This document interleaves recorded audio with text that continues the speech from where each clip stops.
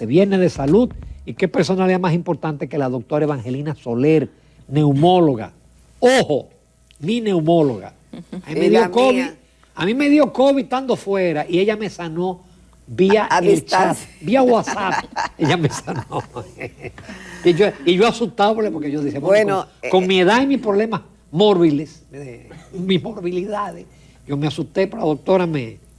Buenos días, Evangelina, un placer. Buenos días, es un placer para mí, Ramón, ser tu neumóloga a distancia. No, y que viene todos los días, la doctora viene más joven, más buena moza cada vez que viene. No, pero además cuando yo regresé, yo lo primero que hice, y al consultorio, hacemos una batería de análisis y cosas.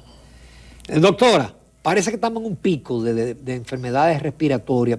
Y me lo hallo raro porque casi siempre eso ocurre en el invierno, ¿no? Con el frito que hace aquí. Sin embargo, en el verano tenemos COVID, tenemos influenza, tenemos... ¿Cuál fue el otro que tú dijiste? Un virus intersticial, ¿cómo que se llama? Sincitial respiratorio. Sincitial respiratorio, óyeme ese nombre. Tenemos un pico. Sí, lo que pasa es que hay muchos fenómenos ambientales que son diferentes a lo visto anteriormente. Por ejemplo, tú tienes niveles de temperatura que no es lo común en esta época. ¿Y eso influye? Influye todo lo que es cambios de temperatura, todo lo que es contaminación ambiental, todo lo que son materiales particulados por una u otra razón, como por ejemplo ocurrió durante pandemia con la humareda de Duquesa. Todas esas cosas inciden en que las vías aéreas se contaminen, incide en que los procesos respiratorios se exacerben, pero también incide en que se desarrollen procesos virales, porque recuérdate que los virus tiene que ver mucho con lo que es con la temperatura y demás. En este caso, pues, tenemos circulando 3 virus importantes, que son el sincitial respiratorio, como tú dices, que básicamente era un virus que afectaba a los pequeñitos, pero que hoy en día se puede ver que hay cepas que están afectando a los adultos y están produciendo realmente estragos. Eso es una gripe, ¿no? Es como una gripe. Producen efectos como si fueran gripe, o sea, toda la sintomatología, dolor de garganta, dolor de cabeza, pero producen procesos neumónicos también. Entonces tenemos también circulando el coronavirus, que ya se ha visto un declive de la cantidad de personas que están llegando a la consulta, pero todavía se mantienen pacientes que llegan positivos y demás, o sea, todavía está circulando. Y la influenza, como ustedes dicen, que es un virus que por lo regular es más relacionado a los meses de noviembre, diciembre, lo hemos estado viendo todo el año, circulando con una importancia, y básicamente los meses anteriores y este mes, tanto la influenza A como la B, entonces sí hay una gran circulación viral. Doctora, y el llamado polvo de Sahara, que algunos le atribuyen alergias, exacerbación de cualquier proceso gripal o respiratorio, ¿es cierto que influye? Definitivamente, mira, el polvo de Sahara regularmente se presenta en nuestro país en diferentes épocas, o sea, luego con la tecnología pues ya se puede inclusive determinar en qué tiempo llega, el tiempo que va a perdurar en nuestro aire. Si tú te fijas en la mañana, tú hay una capa nubosa que tú piensas que es neblina y sin embargo es el polvo. Entonces ese polvo definitivamente que tiene un impacto negativo en la salud de las personas comunes, pero aún más en las personas que tienen ya preexistencia de un proceso respiratorio, entiéndase los asmáticos, los riníticos alérgicos, los que tienen rinosinusitis, los que tienen problemas ya de enfermedades reactoras del pulmón. Entonces este polvillo que alcanza las vías aéreas superiores, pero también puede llegar a las vías aéreas inferiores, aumenta el riesgo de desarrollar procesos infecciosos. Doctora, ¿es cierto que la vitamina C tomada regularmente ayuda al organismo a defenderse de las gripes, de la influenza, etcétera? Sí, la vitamina C, igual el conjunto de vitaminas, son importantes en el organismo porque fomentan una regulación del sistema inmunológico. Entonces la C, y si tú recuerdas cuando éramos niños que nuestros padres nos daban las perlitas de bacalao, aceite de bacalao, la vitamina A y D, que tiene un papel fundamental, sobre todo a nivel pulmonar, de regular, de inmunorregular. Y hoy en día se tiene el concepto muy claro del papel que juega la vitamina D, aprovechando tu comentario de la vitamina C. La vitamina D, que más que una vitamina ya se considera una hormona contrarreguladora. ¿La D o la D3? La D, en sentido general, la D3, que es ya la formulación que asimila el organismo, pues se considera una hormona contrarreguladora de los procesos inflamatorios, pero también tiene propiedades para el sistema inmunológico. O sea que es muy bueno tu comentario, porque la gente debe de saber que tiene a la mano cosas que le pueden surtir un efecto muy beneficioso. Por ejemplo, las perlitas de aceite de bacalao la encuentran en cualquier botica. Entonces, una persona que quiere mejorar su función pulmonar, que quiere mejorar su respuesta ante los procesos virales, es bueno que tenga siempre buena determinación de vitamina D y puede conseguir, como tú dices también, buen aporte de vitamina C con cosas que encontramos en nuestras calles, las frutas, que hay muchas en todo el arsenal de alimentos que tenemos de bajo costo. Tenemos muchas frutas con un alto contenido de vitamina C. Doctora, antes la gripe duraba y cualquier proceso una semana o 2 semanas, pero ahora hay una gripe y unas complicaciones de neumonía y eso, que eso no se quita. Algunos dicen que eso es por una secuela del COVID, pero eso dura mucho. Una amiga mía de Ramón tiene como 4 meses con eso y no se acaba de sanar. No ha ido al médico. No fue al médico y vino, pero le salen y que tiene más cosas y hizo unos tratamientos que dura un mes y cosas así. Ciertamente después del COVID hay más resistencia para la recuperación de cualquier afección pulmonar y gripal. Mira, el COVID cuando da leve, o sea, entiéndase el COVID que no afecta directamente al pulmón, pues te deja afectado por lo regular vías aéreas superiores. Entonces, no existe gripe que dure 2 semanas. O sea, si te duró más de una semana... Es otra cosa. Es otra cosa. Y generalmente es sinusitis. Entonces, el paciente se queda con goteo nasal posterior, muchas secreciones, tose, congestión, o rinorrea o congestión. Entonces, el paciente cree que tiene que el proceso gripal ha perdurado más tiempo, pero no es eso. Es sencillamente que se han quedado cargados los senos paranasales y esa sintomatología queda perenne ahí, esa molestia, ese goteo nasal posterior, esa sensación de dolor de cabeza, de disconfort, de malestar, y realmente no es que la gripe quedó, es que quedó sinusitis.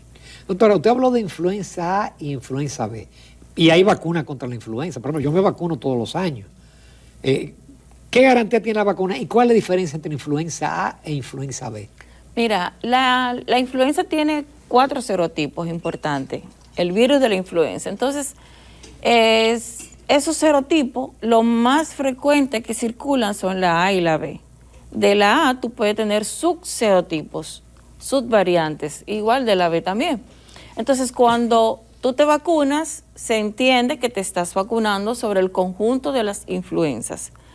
Respecto a la diferencia entre la A y la B, clínicamente pueden cursar con los mismos síntomas, pero si te da la H1N1, que es aquella que tuvimos en el 2009, es la variante más agresiva que hemos tenido como presentación clínica del virus de la influenza. Entonces, ahí hay un poquito de diferenciación entre una y otra, porque definitivamente la H1N1 es la variante más agresiva, el comportamiento más agresivo que se ha registrado de las variantes de la influenza.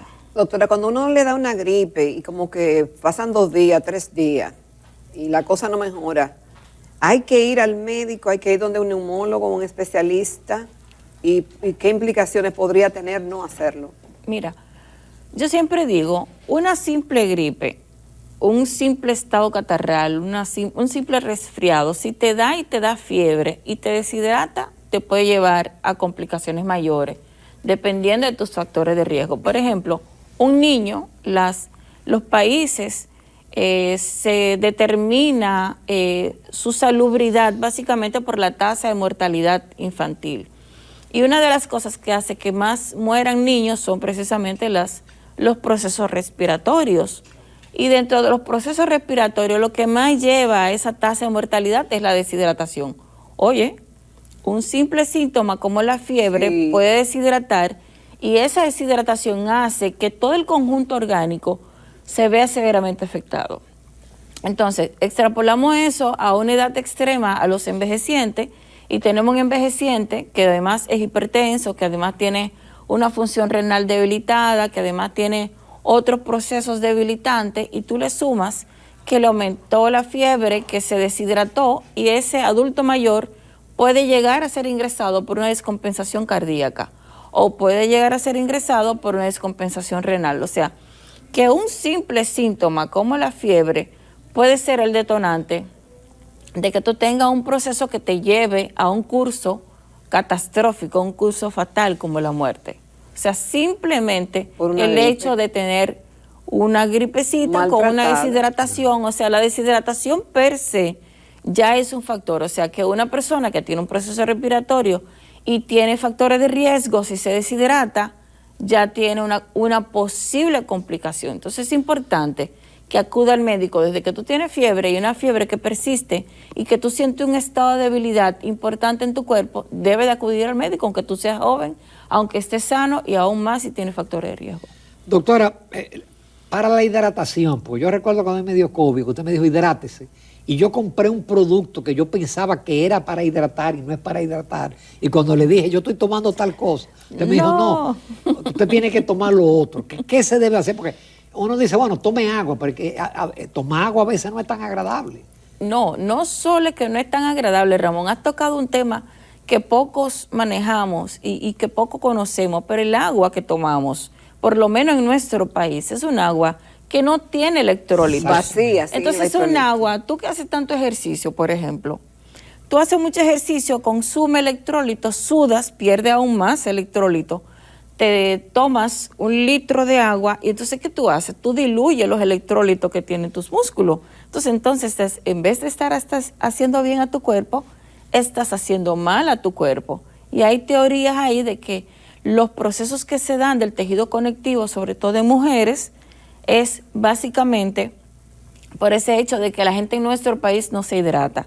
Y yo una vez estuve participación en un programa y me decían, pero doctora, es que el agua hidratada, el agua que tiene minerales, es muy cara, pero en nuestro país, que es rico en frutas, la gente puede consumir frutas. Y, por ejemplo, la costumbre que tenían nuestros padres de ponerle, por ejemplo, trocitos de ciertas frutas al agua, eso libera. Saborizada. Eso libera electrolitos. Va por limón. Limón. Bueno, puede ser limón, pero puede ser piña, puede ser otra. Y tú también te puedes comer la propia fruta y tomar el agua. O también hacer el conjunto del agua con la fruta sin añadirle azúcar. Porque inmediatamente le añades azúcar y ahí voy a lo que tú me comentabas de una bebida muy reconocida, pero que es altamente en glucosa. Yo jamás la voy a recomendar cuando estoy pretendiendo que una persona se hidrate, porque es todo lo contrario, te va a deshidratar por la carga de glucosa que tiene. Entonces, es muy fácil que una persona que tiene fiebre o que tenga un estado de deshidratación por diarrea o por cualquier condición, es muy fácil hacer una solución muy parecida a la del cuerpo, tomando 1 litro de agua, colocando una cucharadita de bicarbonato, colocando un limón tal vez y una pizquita de miel. Es una solución muy parecida a la solución fisiológica e hidrata. Con su permiso, doctora Soler, interesantísimo todo lo que hemos hablado.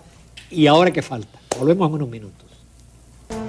Bueno, hoy nos prestigia con su participación una distinguida profesional de la salud, la doctora Evangelina Soler, que fue presidenta de la Sociedad Dominicana de Neumología, es una distinguida neumóloga. Doctora, y bueno, estamos hablando, señores, de la salud, se puede decir cardiorrespiratoria, ¿verdad? Y los virus que hay tantos, a pesar del calor y de esta temporada, no pasan. Es decir, que eso nos va a acompañar. Y yo sigo insistiendo, doctora, que si esto se va a quedar todo el año, eso tiene que tener alguna relación con el COVID. Y hay toda suerte de teorías, algunas no sabemos si sustentadas científicamente o no, pero de los remanentes y de la secuela que deja el COVID en el sistema respiratorio. ¿A usted le consta, ha visto que sí, que realmente la gente queda con algún tipo de lesión o no, o con alguna predisposición a que le puedan pasar ciertas cosas en su organismo? Mira, tú comenzaste hablando muy bien de complicaciones cardiorrespiratorias. Y dentro de las cosas, sobre todo, que ha dejado el COVID, y también podríamos añadir ahí también la influenza, que algunos la relacionan como una simple gripe, pero para nada que es una simple gripe hablar de influenza. ambos, tanto COVID como influenza, ya está claramente establecido científicamente. Hay muchísimos estudios que hablan del papel que tiene en cuanto a la salud cardiovascular. Una persona que le da influenza, está demostrado que al año de padecer la enfermedad, el simple virus la simple gripecita, como le llaman algunos, la persona puede quedar o queda con riesgo cardiovascular de desarrollar un infarto en los próximos 12 meses. O sea que Dios. Es importante que la gente sepa que no es tan sencillo como han querido relacionarla. Y pues el COVID, a pesar de que es una entidad nueva desde el punto de vista nosológico, ya se sabe, desde los 6 meses se comenzó a ver que los pacientes quedaban con ciertas secuelas que van precisamente de la parte cardiovascular, secuelas hasta cualquier cosa respiratorias, secuelas. Por eso usted me mandó a hacer un ecocardiograma. Exactamente. Después que yo superé el COVID. Exactamente. La rutina nuestra es básicamente después de que pasa la fase inflamatoria, esperamos unos 15 días, 28 días para hacer un estudio a ver qué pasó con ese corazón, porque si te fijas, y te lo pueden dar como cifras muy tangibles, las aseguradoras que tienen vamos a decir, tienen cifras de personas a las que tuvieron que colocarle stent antes del 2019, muy diferente a lo que tenemos ahora a partir de 2020, 2021, 2022 y en adelante. Entonces, esas cifras están ahí, basta con que se cuantifique y solamente con ese hecho ya tú puedes extrapolar una información muy valiosa y los estudios ya están ahí, muy claros. Las personas que hacen COVID tienen riesgo cardiovascular de desarrollar trombosis. Hay muchas personas que tienen una persistencia de un proceso tumoral y muchas veces se despierta con la infección del COVID, o sea, personas que tenían dormido algunos procesos inmunológicos también se desarrollan a partir del COVID. Personas que nunca antes tuvieron problemas de tiroides, cuando le da el COVID, a las pocas semanas pueden tener alteración de las hormonas tiroideas. O sea que, en definitiva, como un proceso inflamatorio de todo el organismo, hemos visto que puede afectar y dejar como secuela múltiples afecciones, sin contar las neurológicas, porque también se han establecido clínicamente y científicamente que hay personas que quedan con ciertas alteraciones neurológicas que pueden ser capaces de destacarla, como desde el simple hecho de que no recuerdan igual que antes, de que han perdido un poquito la memoria, esas lagunas mentales, ahora, esa debilidad motora. Hay múltiples formas de cómo manifestarse como secuelas. Y a la persona que le ha dado el COVID varias veces, doctora, yo conozco a una persona que le ha dado 3, creo que 4, mal contada. Entonces, esa persona todavía tiene más riesgo. No, definitivamente. O sea, si tú tienes un proceso inflamatorio en tu cuerpo, que llega, que te inflama, que te altera orgánicamente, pues tú vas a tener más riesgo de desarrollar enfermedades de cualquier índole en tu organismo. Doctora, finalmente, porque hubo un debate en la prensa en estos días con el tema del vape, del vape, si realmente tiene implicaciones, porque ya sí, con el Jocash, en una ocasión que usted dijo en este programa que el que consume Jocash y le da COVID. La juca. Es mortal, pero ha habido un debate con el vape si realmente es pernicioso para el sistema respiratorio o no. Definitivamente.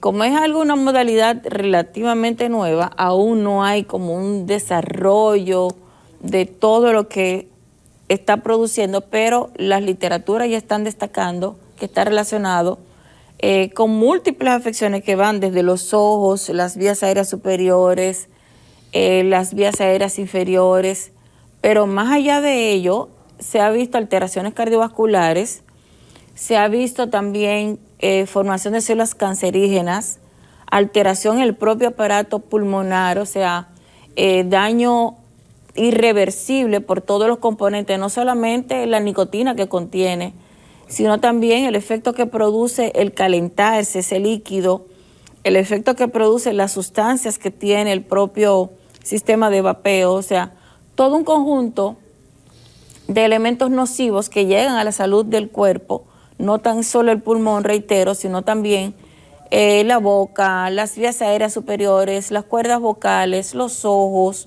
la formación de células cancerígenas, daño de la estructura del parénquima pulmonar, empeoramiento de los procesos ya existentes, o sea, el que es rinítico alérgico, el que tiene asma, el que tiene neumonía, el que tiene cualquier enfermedad pulmonar existente, pues empeora.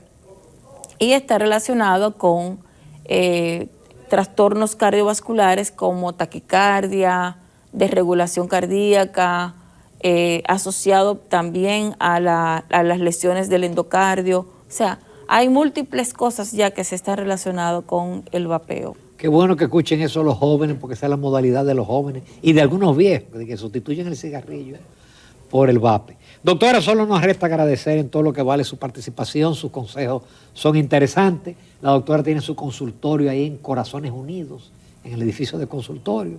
Yo la recomiendo. La recomendamos. Ya le mandé a un paciente en estos días, uno de mis hijos, y le mandaré, bueno, ojalá no tenga que mandarlo, porque cuando uno lo envía es porque está enfermo.